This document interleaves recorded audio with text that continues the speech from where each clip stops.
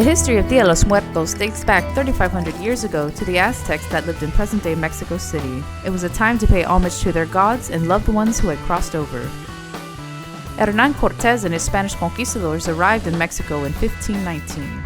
A battle took place between the Aztecs and the conquistadors, which led to the capture of the Aztecs' leader Moctezuma and eventual surrender. The Spaniards allowed the Aztecs to keep their day of remembrance but moved the date to coincide with their Catholic days of remembrance, All Saints' Day and All Souls' Day, which begin at the stroke of midnight on October 31st till November 2nd. November 1st for the Aztec Mexican culture is Dia de los Angelitos, Day of the Little Angels, where the spirits of the children come back to visit and enjoy the festivities for the day. November 1st in the Catholic religion is All Saints' Day, a time to honor all the saints of the church. November 2nd for the Aztec and Mexican culture is Dia de los Muertos, a time to celebrate all the adults who have passed and invite them to enjoy the festivities for the day. November 2nd in the Catholic religion is All Souls' Day, where they pray for the souls who have not yet entered heaven. The Aztec Mexican cultures build altars to honor their loved ones. They believe these altars would help guide the spirits back to their home with offerings of their favorite foods, snacks, drinks, candles, incense, etc. Some things that go on an altar: a picture of your loved one to dedicate the altar to, an arch to symbolize the entry from the afterlife into the world we know. Marigolds represent the sun and are picked for their aroma to help lure the spirits back. Candles to light the path for a safe journey home. A glass of water to quench their thirst after their journey back home. Pan de muerte is a sweetbread usually formed in skulls or bones. It is offered on the altars as a tasty treat after the spirit's journey home. Colored tissue paper represents how fragile life is and the vibrant color for vitality. Sugar skulls were a Spanish custom. Sugar was very cheap and easily accessible in Mexico. Molds were made and sugar and water were pressed into skulls. These then were decorated with lots of colors and names would be written on their foreheads and left at the church or gravestone or given as gifts.